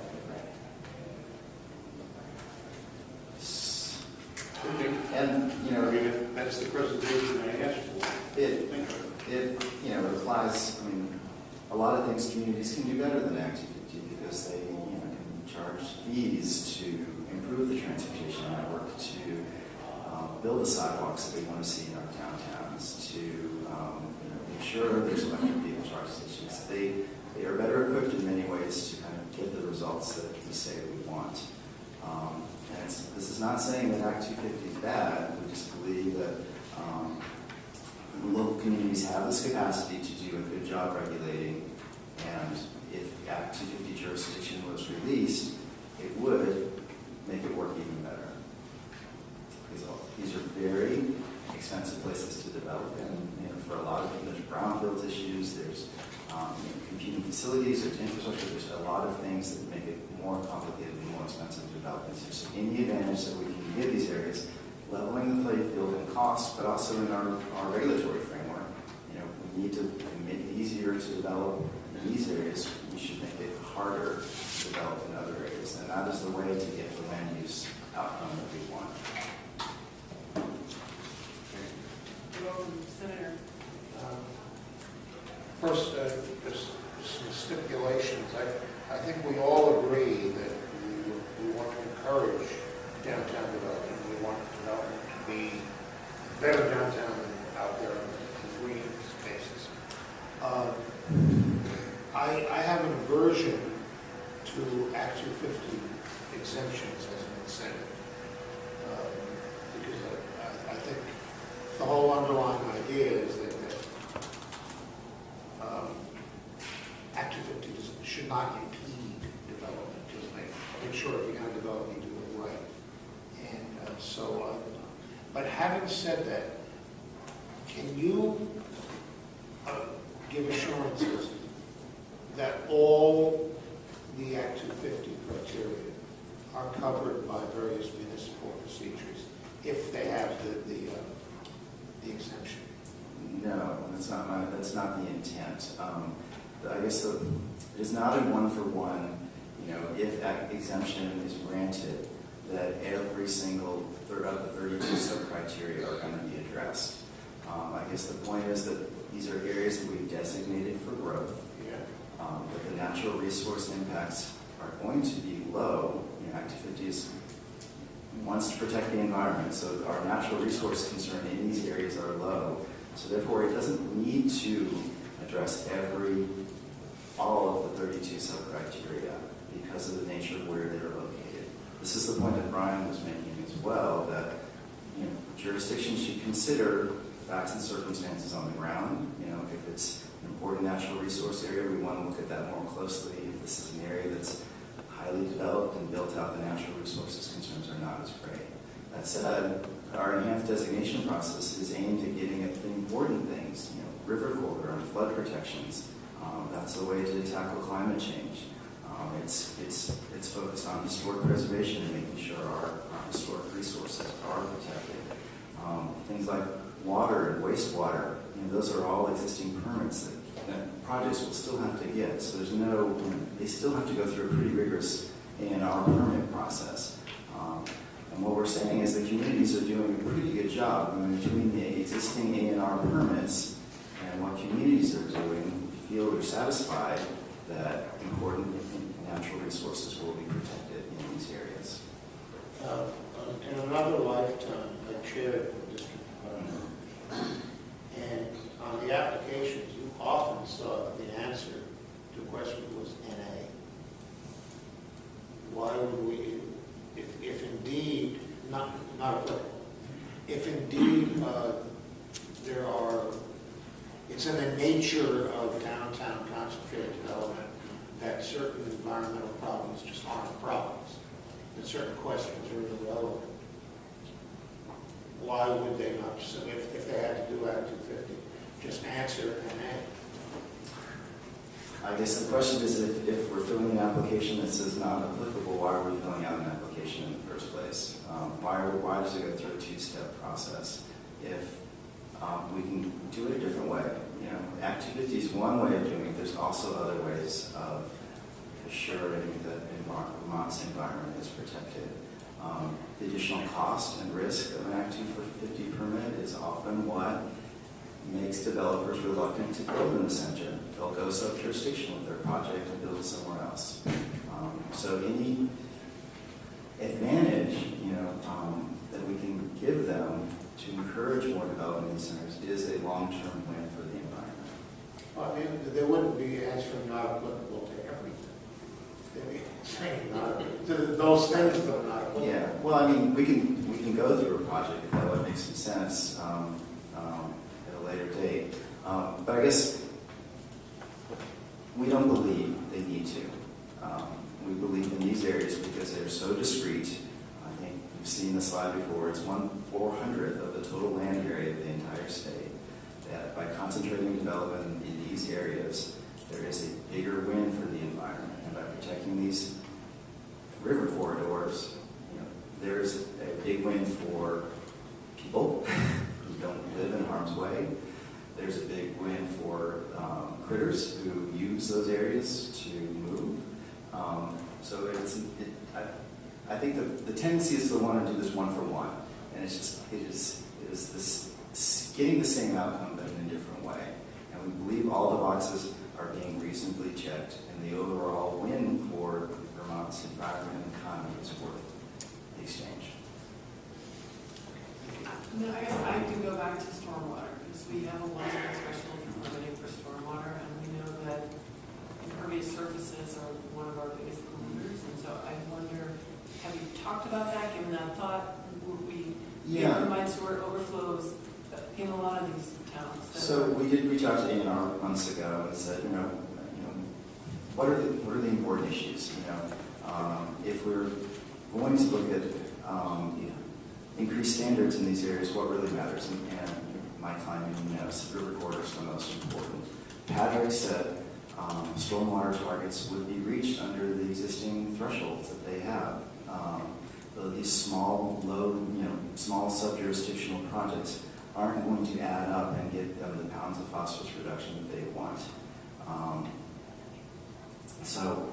So he said at 1 acre they were going to be. No, these small, most downtown lots are I know, that's quarter kind acre of my small. point, but you're adding them all up, and if you're increasing density in those areas, you may as well have one development with If you multiple could, acres. we should look at the maps together. There's a lot of impervious surface there, so we're turning a parking lot That's what I into a mean, there's a building. lot there already, and so, Right. yeah. And they'll We're not have, shooting that lot.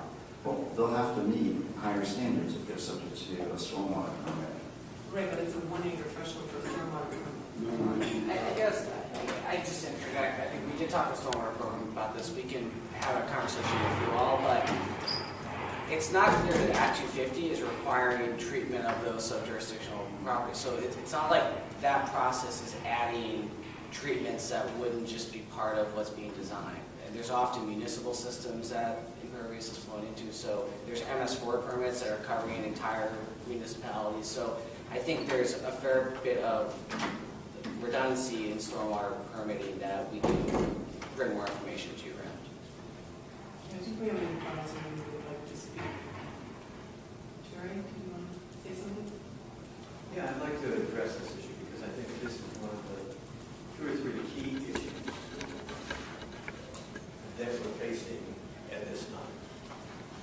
State agencies, in conjunction with a number of other entities, have come forward to you and said that what we need to do is protect the environment, and by doing so, we need to encourage development inside our villages and towns. And that's not by itself incorrect. That's a good and positive incentive to do that.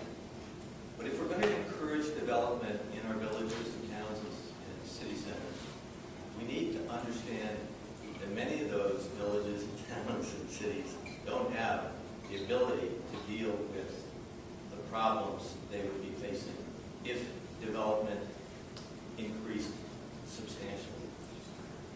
Second, there have been a number of statements about there's a lack of natural resources in cities and villages. I know that's not true in Montpelier. We have hundreds of open acres. Hundreds. I see deer every night going through the county. They're not coming from outside the county.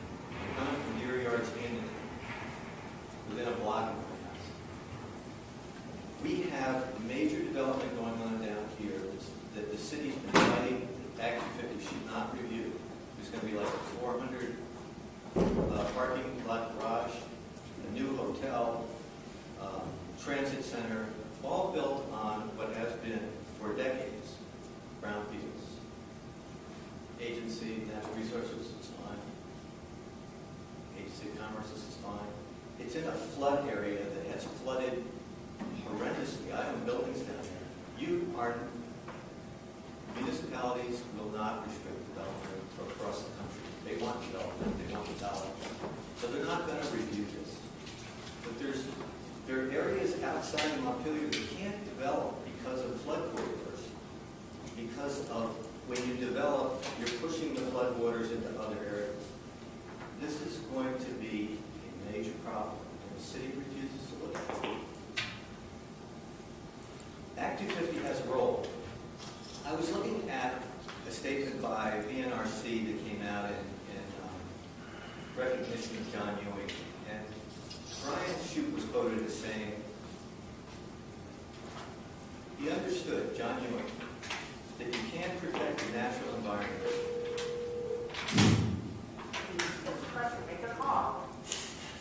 You can't protect the natural environment without caring deeply about the built environment and how our communities grow and develop. We are at the threshold of this agency right here and other agencies and groups in this room saying, let's develop our towns, trust them. There's no natural resources here, or very few. There are a lot. That's the reason people develop in communities, near rivers, where the river. We've got mountains and hills in our town.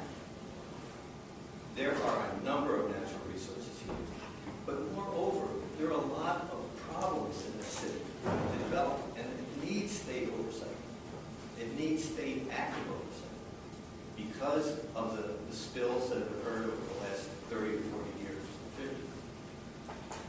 and the city won't look at it.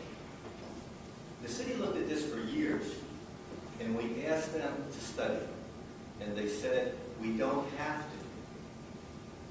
We pulled out the statutes, and after months of talking with the city, they finally said, oh, we didn't know they existed. We had to do studies to determine what the impacts would be on the environment, on schools, on traffic. And so they quickly did studies, within like 6 weeks. But Jerry, that has nothing to do with Act 250. No, it doesn't, because and what we've been saying is Act 250 should apply here, because the city doesn't have its heart into looking at this. They want development at any cost. There are going to be traffic impacts. Let me do a quick study. Looks okay to them. This is the entry to the capital city of the state. It's going to affect most of the city. It's going to be in a flood area that floods horrendously every 10 years for the last 30 years. They're going to build there, and they're going to put the transit center, a new hotel, and a new 4 or 5 story multi-hundred lot apartment facility that's going to go blocks long. It's going to block the entrance. They don't want Act 250 review. Why? Because there aren't any natural resources. You can say, as you said, not applicable. You get to the, when we go to Act 250 cases, there's usually 1 or 2 or 3 issues. We don't litigate 10 or 12 or 15 or 20 or 30 issues. You just focus on 1 or 2 or 3 issues. This is a critical point in this state. If the difference between Vermont and a few other New England states still is that when you come to a city or a town, you see the steeple. You don't see a high-rise. You don't see big parking garages. We should develop in these cities, in these towns, but we should do it right. And what you heard from the lady from Plainfield is that Act 250 is different. They're democratic, they'll listen, and they'll understand the problem. The towns won't. Regardless of what Chris says, the towns will not, most of them. Some will, but most won't. Thank you. We need to wrap on this. Yeah, I would just, Jake and I disagree on this, and I don't think there's a way for us to find common ground. But I do think that many communities do a very good job, and I think many communities are reluctant to look outside, upstream and downstream of these areas to protect the assets that they want. So what's proposed here would do more to address Jerry's concern about flooding within the town than if nothing happened. So I do see this as an opportunity. I think environmental advocates see this as an opportunity. So there's a lot of voices and a lot of opinions about what the right solution is, and I guess we'll continue to talk about it this morning. Thank you for your time. Thank you, Chris. Thank you. I have heard from one member of the public who would like to speak. I think I'll ask you to come up now.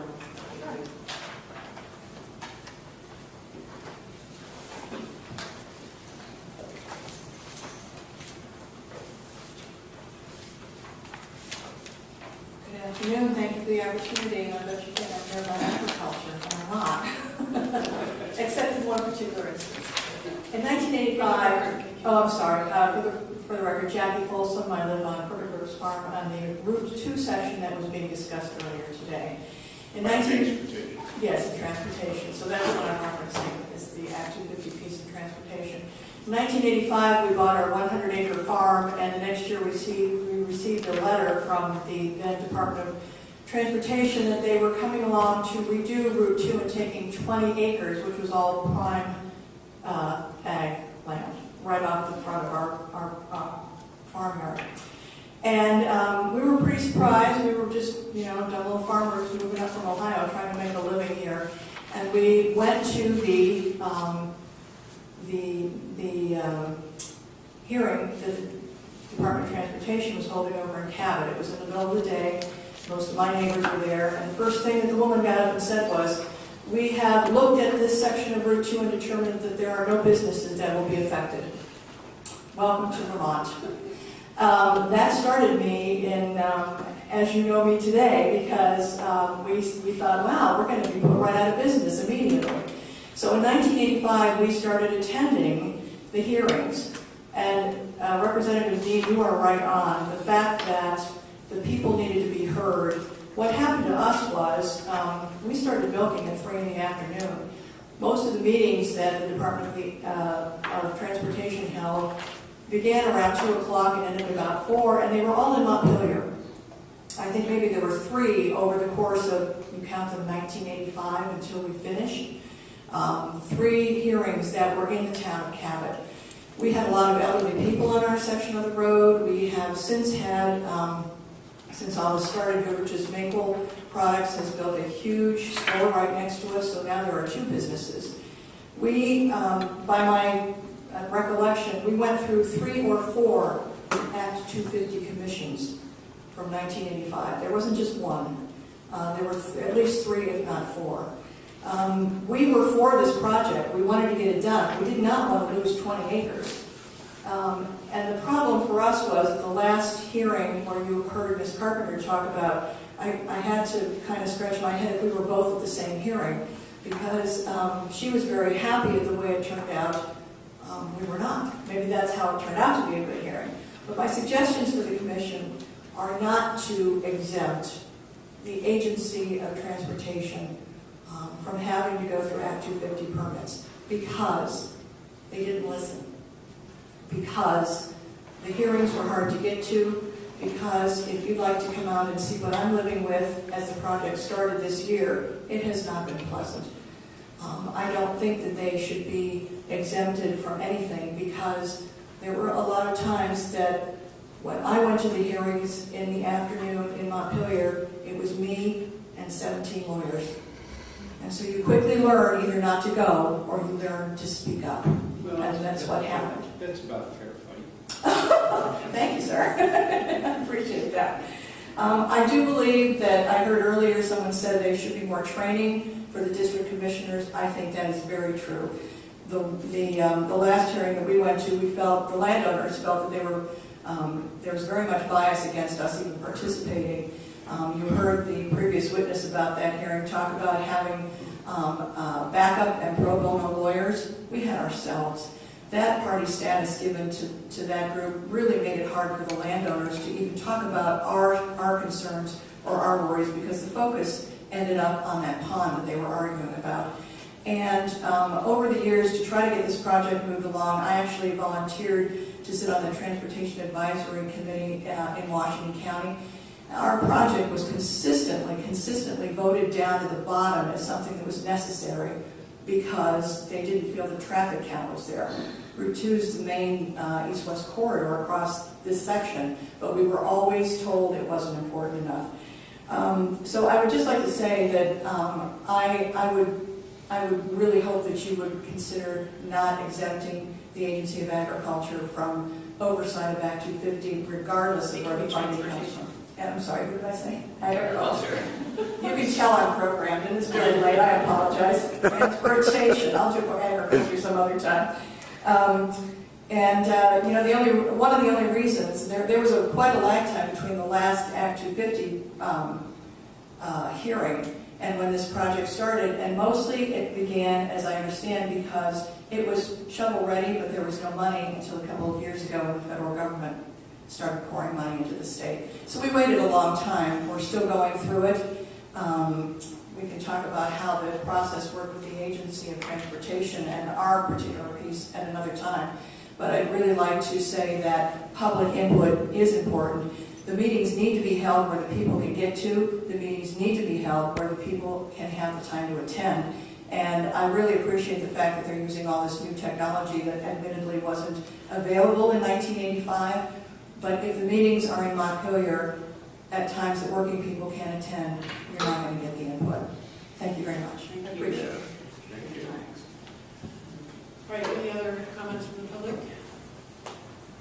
All right, commission, now we can talk amongst ourselves.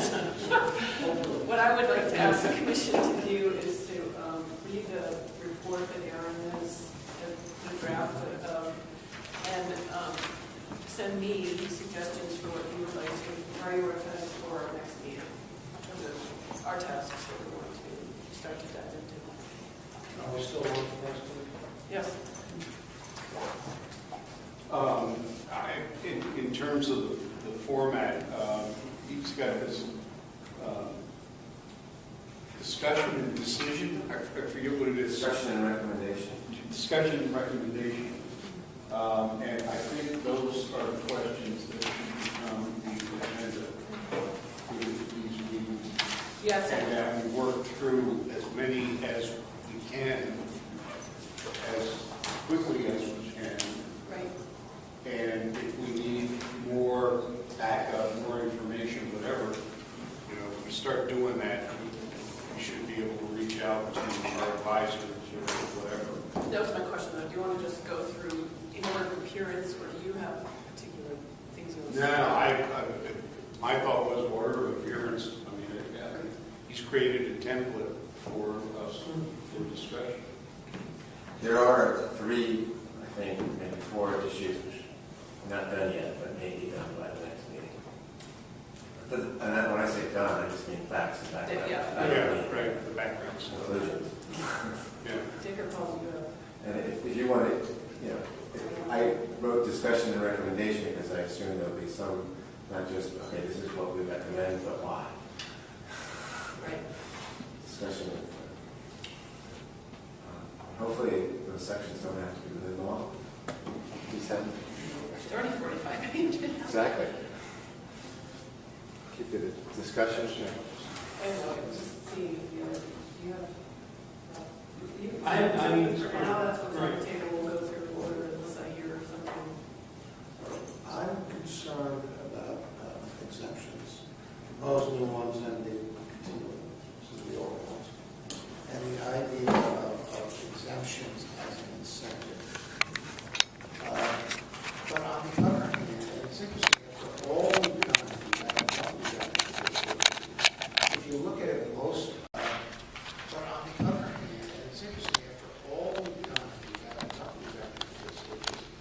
if you look at it, most of the controversies that do not with the Act 250 procedure itself, or with people trying to avoid it. The controversies are about jurisdiction.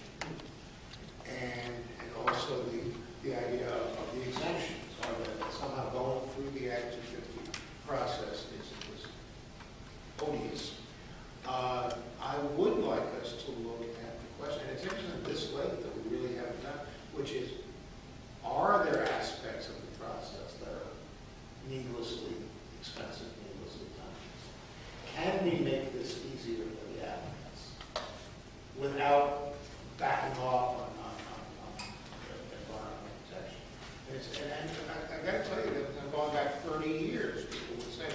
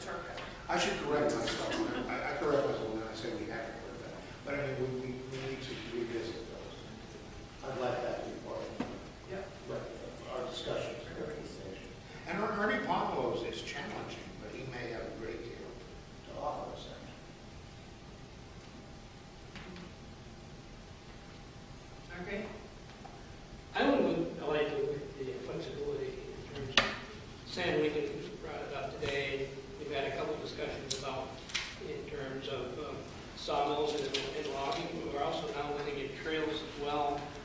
And it seems like in terms of the idea that one size fits all, I'd like to see if there's any opportunity or any way you can make it more tailored or give some flexibility to the act so that, you know, I still remember someone said the more flexible a land use law is, the less predictable it becomes. I'm afraid that's kind of, I'd like to see that tested out. I'm not so sure that that has to be the case. I just think that a lot of us, criticism I hear Act 250 most of the time is it doesn't pertain to us. And of course, I'm talking about rural Vermont or the Northeast Kingdom in particular. But I'd like to, you know, I would like to kind of approach that anyway and try to figure out in terms of, you know, how we can make it so that, you know, it has a little more market, a little more maneuverability, let's say. Whether it be time or, you know, he was talking about 60-day window in terms of getting an opportunity to where you had to move logs at night, but you had an Act 250 that made, you know, no noise. That's kind of the thing I'm talking about. On your discussion or recommendation, we can lump into it. I'm trying to remember. I'm sorry. The whole flexibility issue. I mean, In those instances where it's been asked, yeah. like examples, you take a look at those. Yeah, they're good. I don't know if there are more, but it's just what comes to mind, is what I've heard.